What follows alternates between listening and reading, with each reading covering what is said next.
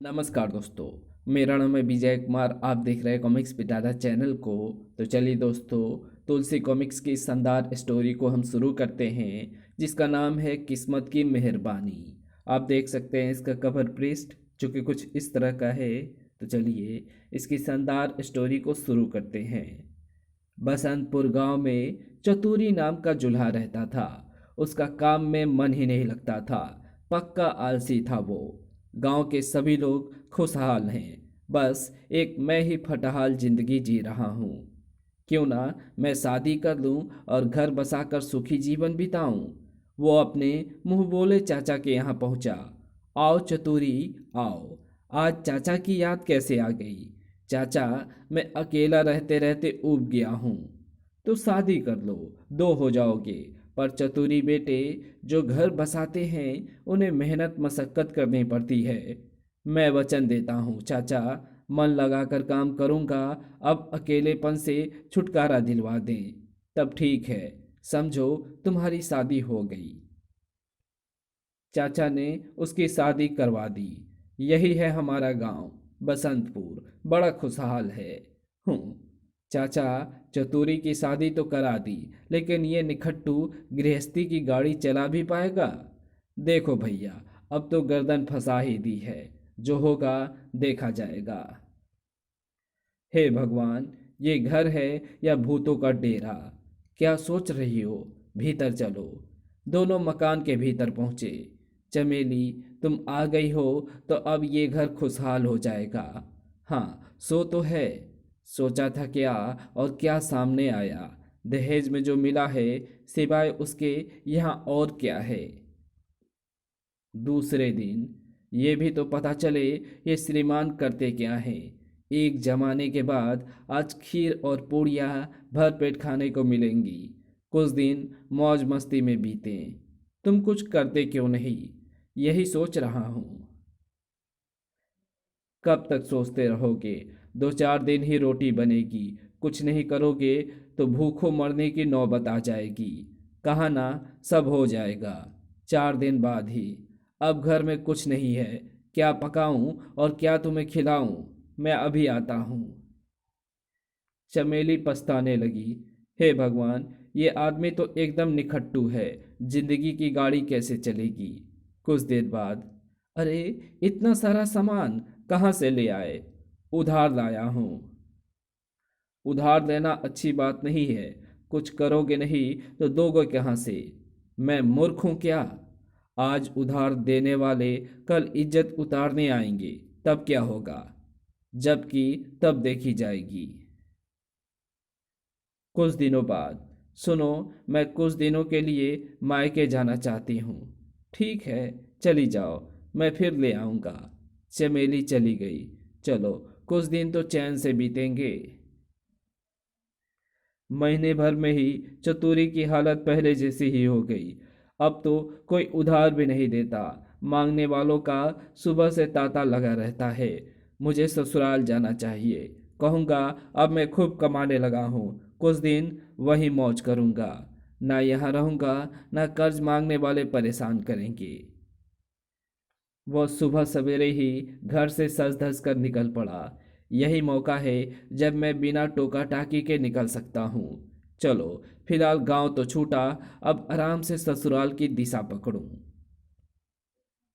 दोपहर। हे ईश्वर, ससुराल पहुँचते पहुँचते तो मेरी दुर्दशा हो जाएगी। कोई सवारी भी तो नहीं है। तभी उसकी आंखें चमक उठी। अरे वाह, वाह रे ऊपर वाले, तेरी दया का भी जवाब नहीं। इससे बेहतर सवारी यहाँ कोई और हो ही नहीं सकती। हे गधे महाराज, आप ही मुझे यहाँ से ससुराल तक की दूरी तय करा के पुण्य के भागीदार बने। वाह, कितना मासूम, सीधा और शरीफ गधा है, ठीक मेरी तरह। पीठ थपथपाकर चतुरी गधे पर चढ़ गया। चल मेरे भाई, अब अपनी चाल दिखा। गधे ने भागना शुरू कर दिया। अरे बाप रे, ये क्या हो गया इसे? चतुरी के होश उड़ गए। हे ईश्वर, इस गधे को सद्बुद्धि दो। ये चेतक के खानदान का लगता है। पर प्रार्थना का कोई प्रभाव नहीं पड़ा। हाय, मरा, बचाओ, बचाओ। लगता है मेरा अंत समय आ गया है। ढेंचू ढेंचू आह! दोनों कीचड़ से भरे खड्डे में गिरे। खचाक पचाक। मेरी तरफ तो ऐसे देख रहा है जैसे मैंने इसे कीचड़ में ला फेंका है। ठहर जा बेटा, मैं तेरी ऐसी हजामत करूंगा कि तू भी क्या याद रखेगा। अरे ये तो भाग लिया, ऊपर से मेरी दुर्दशा भी कर गया।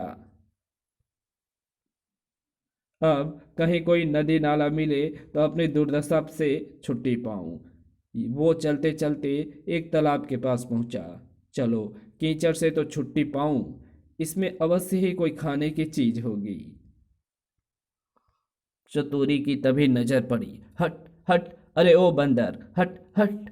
कहीं पोटली बंदर ले जाता तो हो गया था मेरा उद्धार। अरे मैं तो अपने ससुराल के नज़दीक आ गया हूँ। अच्छा, तो ये बात है, स्नान ध्यान करके ये यहाँ धूप ले रहा है।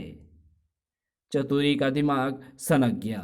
इसके किए की सजा मैं अवश्य दूंगा। मैं इसे पकड़ता हूँ। आह!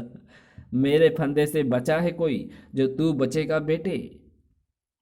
आजा बेटे, आजा। स्नान ध्यान तो तू कर ही चुका है, अब कुछ दिन राम नाम का भजन भी कर। लीजिए गधे महाराज, मैंने आपका पूरा पक्का काम कर दिया है। पोटली उठाकर जैसे चतुरी चला, तड़ाक! उफ! वो क्रोध से पागल हो उठा। तू गधा है तो मैं भी तेरा बाप हूं। अब देख मैं क्या करता हूं। ओह, तो तू अपने यारों को बुला रहा है। चिंपो चिंपो। ये एकाएक चतुरी चौंका। इतने चिंपो चिंपो सुनकर कहीं इसका मालिक ना आ जाए, वरना अपनी खैर नहीं। उसने पोटली संभाली और भाग खड़ा हुआ। बेटा चतुरी, इस गधे के लिए इतना सबक ही काफी है। एकाएक चतुरी को कुछ याद आया। यार चतुरी, जिस गधे को तूने बांधा है वो वही नहीं है जिसने तुझे पटका था। मरने दो कम वक्त को, अब तो सीधे ससुराल चलो कुछ ही देर में। वाह, ससुर जी कितने मजे में हुक्का गुड़गुड़ा रहे हैं, दिन दुनिया का भी होश नहीं है। तभी, अरे दामाद जी, तुम! बड़ी उम्र है, मैं आपके बारे में ही सोच रहा था और मैं आपके दर्शन करने खड़ा था। ये तो उनकी आवाज लगती है, वहीं आए हैं क्या? ससुर जी चतुरी को भीतर ले आए। अब तक नहीं आई, कहीं अभी भी नाराज तो नहीं? कैसे हो? तो देख लो, ठाठ से हूं। हे भगवान, यहाँ भी यही सब। मैं तो थक गया हूँ ये सब खाते खाते। कुछ तो खा लो, फिर खाना बनाती हूँ। ये तो मिठाइयाँ देखकर नाक सिकोड़ रहे हैं, मतलब काम धंधा अच्छा करने लगे हैं। नाश्ते के बाद ही दामाद जी, बैठक में चलिए, कुछ लोग मिलने आए हैं। चलिए मैं आता हूँ। जुहार दामाद जी। राम राम दामाद जी। राम राम चतुरी जी। सबको मेरी राम राम। मुंह लटकाए एक धोबी ने प्रवेश किया। जय जय राम जी की दामाद जी। जय जय राम जी की काका, कैसे हो? अरे चौधरी, तुम्हारा गधा मिला? चतुरी का माथा ठनका। कहाँ मिलो बड़के भैया, जाने मेरा राम प्यारा कहाँ भटक रहा होगा। गधा, जरा अपना हाथ दिखाइए। गधा मिल गया दामाद जी, तो सवा सेर मिठाई खिलाऊंगा। समझो मिल गया। किसी दुश्मन ने उसे खंडहर जैसी जगह में बांध दिया है। वो तेजी से बाहर निकल गया। हे बजरंगबली, मुझे मेरे राम प्यारे से मिला दे, तुझे भी 1.25 का प्रसाद चढ़ाऊंगा।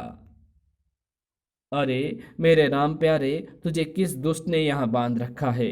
अरे मेरे प्यारे, मैं तो तेरे बिना अपाहिज हो गया था। चल मेरे बेटे, घर चल। लीजिए दामाद जी, मिठाई खाइए। नहीं भाई, ये सब में बांट दो, मैं इस काम में कुछ नहीं ले सकता। अरे भैया, बड़के का दामाद तो अरे भैया, बड़के का दामाद तो बड़ा जान पड़े है, पलक झपकते सभी कुछ बता देता है।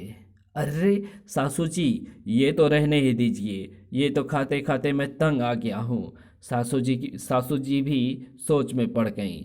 दामाद ने तो खीर को भी परोसने से रोक दिया, मतलब काम धंधा खूब चल रहा है।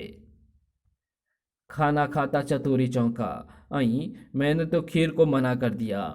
मैं समझा था महेरी है कि तन्ना अभागा हूँ मैं। किस सोच में पड़ गए बेटा? खाना अच्छा नहीं बना क्या? नहीं नहीं माँ जी, मैं तो अपने धंधे के बारे में सोच रहा हूँ। लगता है मेरे दामाद जी ने कारोबार काफ़ी बढ़ा लिया है। पर बेटा, अपनी सेहत का भी ध्यान रखना चाहिए। इस बार तो मुझे बहुत कमज़ोर लग रहे हो। घर पर अकेला हूँ, परेशानी तो होती ही है ना। चिंता क्यों करते हो बेटा? मैं चमेली को कल ही भेज देती हूँ। नहीं नहीं माँ जी, मैं कुछ दिन तो यहीं आराम से रहूँगा। वहाँ गया तो लोग चैन नहीं लेने देंगे रात को। कितना मूर्ख हूँ मैं, खीर को मेहरी समझ बैठा। काश मना ना करता। तभी एक विचार आया, सभी सो गए हैं, क्यों ना रसोई में जाकर थोड़ी सी खीर खा लूं। मौका अच्छा है, सभी सो रहे हैं। खीर की हांडी तक तो मेरा हाथ भी नहीं पहुंचता। कैसे निकालूं? एक बार हाथ हांडी तक पहुंच जाए, बस इसी कोशिश में फटाक। हे ईश्वर, ये क्या हो गया? ससुर चौंके। ये आवाज़ कैसी? चतुरी के होश उड़ गए। बुढ़ा कहीं यही ना आ जाए, मुझे भागना चाहिए। चतुरी बगल के कमरे में बाल बाल बचे। जाने कैसे बिल्लार था, इतनी ऊपर ही हांडी भी कमबख्त ने फोड़ दी। रसोई का दरवाजा बंद करके ससुर ने बगल के कमरे का दरवाजा भी बंद कर दिया। चोर उचक के कुत्तों की तरह घूमते हैं, फिर भी ये नहीं कि दरवाजा बंद रखे। चतुरी कपास में छुप गया। हे भगवान, ये क्या हो गया? इस तरह तो ससुराल में मेरी नाक ही कट जाएगी। एकाएक अजीब सी आवाज़ों से वो चौंक पड़ा। खस खस, ये आवाज़ें कैसी है?